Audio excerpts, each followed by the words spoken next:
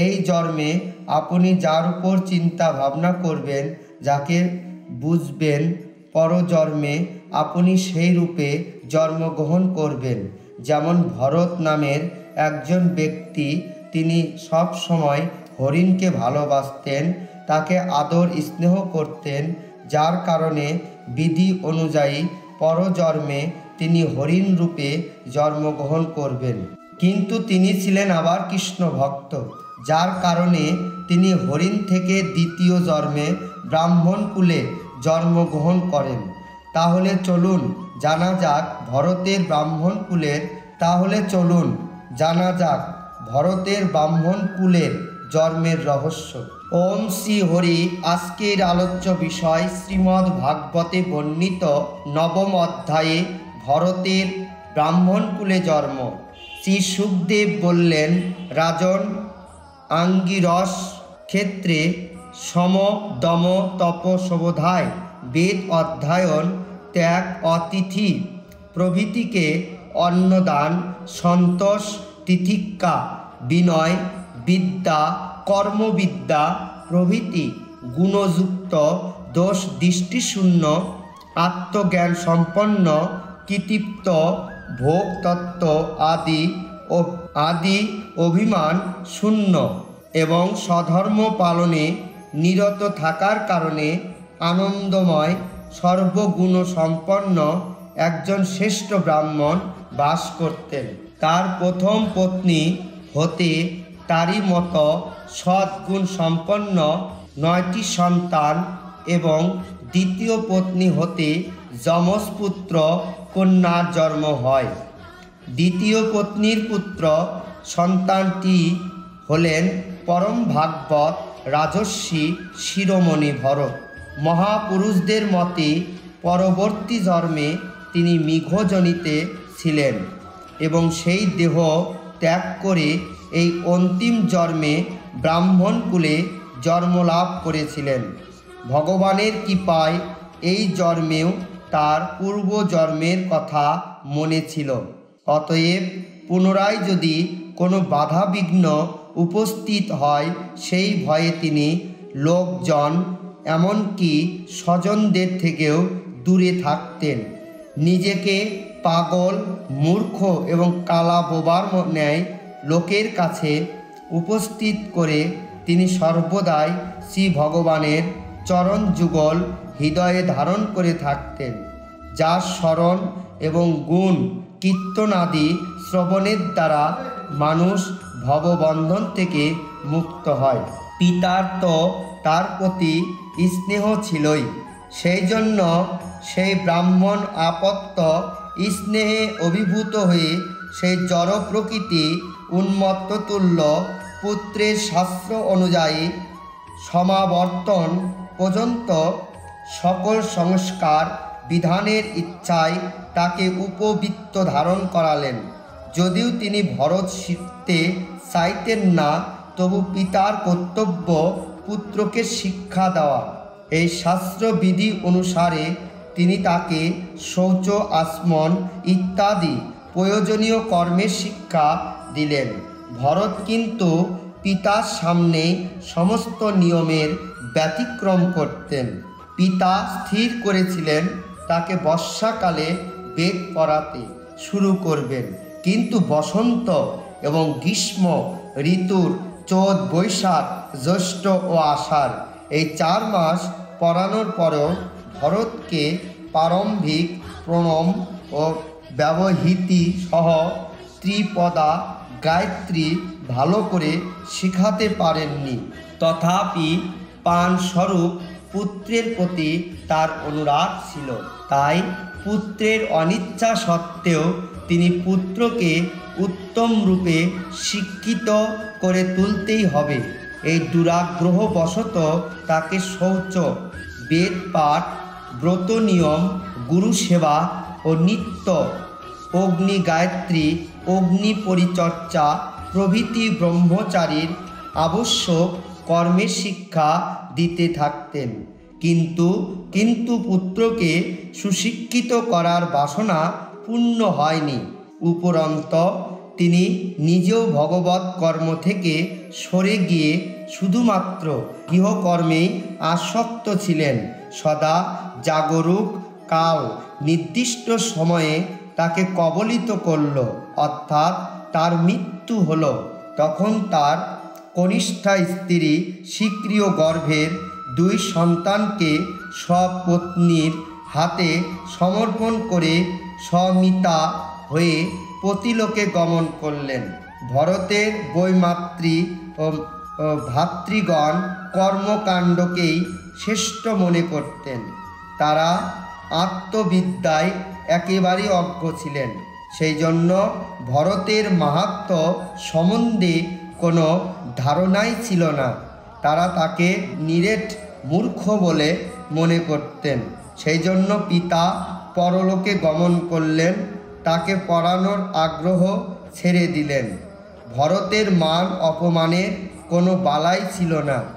যখন সাধারণ লোকেরা তাকে জড় মূর্খ বা বধির বলে ডাকত, তখন তিনি তদ অনুযায়ী কথাই বলতেন।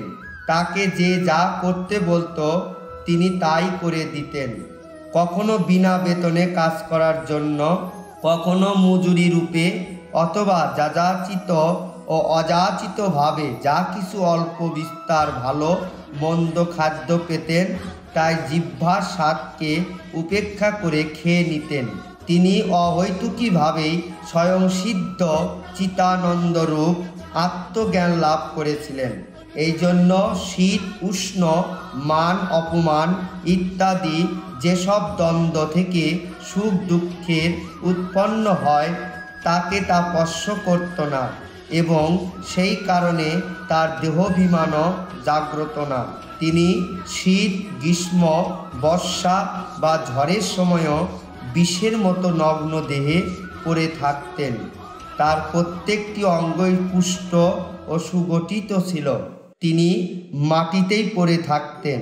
কখনো তেল বা অনুলেপনাদি মাখতেন না বা স্নানও করতেন না। ফলে শরীরে ময়লা জমে তার ব্রহ্মতেজ মৃত্তিকা আচ্ছাদিত হীরের মতো আচ্ছাদিত ছিল। তিনি তার কটিদেশ মলিন জীর্ণ বস্ত্র দ্বারা আবৃত করে রাখতেন। তার পেটেও খুব ময়লা হয়ে গিয়েছিল। সেই জন্য অজ্ঞান লোকেরাও তাকে ব্রাহ্মণ বংশের জাত, কেউ বা তাকে অধম ব্রাহ্মণ বলে তিরস্কার করত। কিন্তু তিনি সেই সব কথায় কর্ণপাত না করে স্বচ্ছন্দে ঘুরে বেড়াতেন।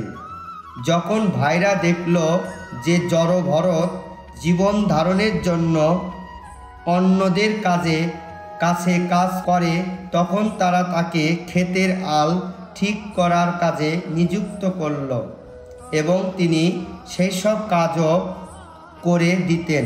কিন্তু সেই সব আলের জমি সমতল কিংবা উঁচু নিচু বা ছোট বড় কোনো কিছুই তার লক্ষ্য থাকত না। তার ভাইরা তাকে খুদ খুঁড়ো, খোল, তুষ, পোকা ধরা, কালাই কিংবা পুড়ে যাওয়া অন্ন যা দিত তিনি সেই সব কিছুই অমৃত মনে করে খেয়ে নিতেন। একদা শূদ্র বংশীয় এক ডাকাত সর্দার সন্তান কামনায় ভদ্রকালীর কাছে নরবলি দেওয়া যার মানত করেছিল। যে পশু নরপশু বলি দেওয়ার জন্য সে ধরেছিল দৈবাত, সে বন্ধনমুক্ত হয়ে পালিয়ে যায়। তার অনুচররা তাকে ধরার জন্য চারিদিকে খুঁজতে থাকে, কিন্তু মধ্যরাতে অন্ধকারের মধ্যেই তাকে কোথাও খুঁজে পেল না। তখন দেব বসে তাদের দৃষ্টি এই আঙ্গিরস গোত্রীয় ব্রাহ্মণ কুমারের উপর পড়ল, যিনি কেদার খণ্ডের জমির আলের উপর বিরাসনে বসে মৃগ বরাদি থেকে ক্ষেত রক্ষা করেছিলেন। তারা শূদ্র রাজ্যের অনুচরেরা তাকে জড় ভরতকে সুলক্ষণযুক্ত দেখে ভাবল, এর দ্বারা আমাদের প্রভুর মনোবাঞ্ছা পূর্ণ হবে। এই ভেবে তাদের মুখ আনন্দে উদ্ভাসিত হল। আর তারা তাকে দড়ি দিয়ে বেঁধে চণ্ডিকা দেবীর মন্দিরে নিয়ে এলো। অনন্তর চোরেরা তাদের রীতি অনুযায়ী ভরতকে অভিষেক এবং স্নান করিয়ে নতুন বস্ত্র পরিধান করালো এবং নানা রকম অলঙ্কারে এবং মালা, চন্দন, তিলক ইত্যাদিতে বিভূষিত করে ভালো করে ভোজন করালো। তারপর ধূপ, দীপ, মালা, খই পাতা, অঙ্কুর ও ফল ইত্যাদি সামগ্রীর সঙ্গে বলিদানের বিধি অনুযায়ী গান, স্তুতি আর মৃদঙ্গ, ঢোল ইত্যাদির নিকট শব্দ করতে করতে সেই পুরুষ পশুরূপী ভরতকে ভদ্রকালীর সামনে মাথা নিচু করিয়ে বসিয়ে দিল। এরপর দস্যুরাজের পুরোহিত সেই পুরুষ পশুর রক্তে দেবীকে প্রসন্ন করার জন্য দেবী মন্ত্রে অভিমন্ত্রিত এক ভয়ঙ্কর শানিত খড়গ তুলে নিল। চোরদের চিত স্বভাবতই রজ ও তমগুণযুক্ত এবং ধন মত্তে তারা এখন আরও উন্মত্ত হয়ে উঠেছিল। হিংসাপূর্ণ কর্মেও তাদের স্বাভাবিক রুচি ছিল। এই সময় তো তারা ভগবানের অংশস্বরূপ ব্রাহ্মণ কুলজাত সাধু পুরুষকে হত্যা করতে উদ্যত হয়ে ঘোর নরকের পথে পা বাড়াচ্ছিল। আপৎকালে হিংসা অনুমোদিত হলেও বধ সর্বথা নিষেধ বলে মানা হয়। তবু এরা সাক্ষাৎ ব্রহ্মভূত, শত্রুহীন এবং সমস্ত প্রাণী জগতের বন্ধু ব্রহ্মর্ষি কুমারকেও বলি দিতে উদ্যত হয়েছে। এই ভয়ঙ্কর দুষ্কর্ম দেখে ভদ্রকালীর দেহে ব্রহ্মতেজে দগ্ধ হতে লাগল, আর সেই মূর্তি থেকে তিনি সাক্ষাৎ আবির্ভূতা হলেন। অত্যন্ত অসহন শীতলতা জাত ক্রোধের কারণে তার দেবীর ত্রিযুগল ভীষণ রূপ ধারণ করেছিল। করাল, দংষ্টা ও অরুণ লোচন প্রকাশিত হওয়া যায় তার চেহারা ভয়ঙ্কর দেখাচ্ছিল। তার সেই করাল বদনা রূপ দেখে মনে হচ্ছিল যে তিনি বিশ্ব সংসারকে সংহার করবেন। তিনি ক্রোধবশত অট্টহাস্য করে এবং উৎপাতিতা হয়ে সেই চোরদের অভিমন্ত্রিত খড়গ দ্বারাই সেই সব পাপীদের মস্তক খণ্ডিত করলেন, আর নিজের অনুচরদের সঙ্গে সেই ছিন্ন গলদেশ থেকে প্রভাবিত তপ্ত রুধির ধারা পান করে মত্ত ও বিহুল হয়ে উচ্চ স্বরে গীত ও নৃত্য করতে করতে সেই দস্যুদের ছিন্ন মস্তককে কন্দুক বানিয়ে খেলতে লাগলেন। যারা মহাপুরুষদের প্রতি অত্যাচার করে তাদের নিজেদেরই উপরই সেই দুষ্কর্ম সম্পূর্ণ প্রতিফল প্রসব করে। হে পরীক্ষিত, যার দেহাভিমান রূপ সুদৃঢ় হৃদয় গ্রন্থি ছিন্ন হয়ে গেছে, যিনি সমস্ত প্রাণীজগতের সুহিত এবং আত্মা, যিনি কারোর প্রতি বৈরভাব রাখেন না, স্বয়ং ভগবানই ভদ্রকালী প্রভৃতি বিভিন্ন রূপ ধারণ করে নিজের কালচক্ররূপী নিত্য জাগরূপ মহামন্ত্র দ্বারা যাকে রক্ষা করেন, যিনি ভগবানের নির্ভয় চরণ কমলের শরণাগত সেই ভগবত ভক্ত পরমহংস, যে নিজের শিরচ্ছেদনের সময়ও বিচলিত হবেন না, এটা কোনো আশ্চর্যের কথা নয়।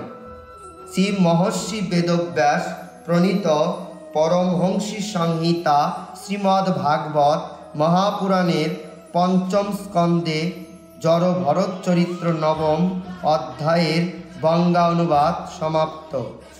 ওম হরি ওম তৎসৎ, ওম হরি ওম তৎসৎ, ওম হরি ওম তৎসৎ।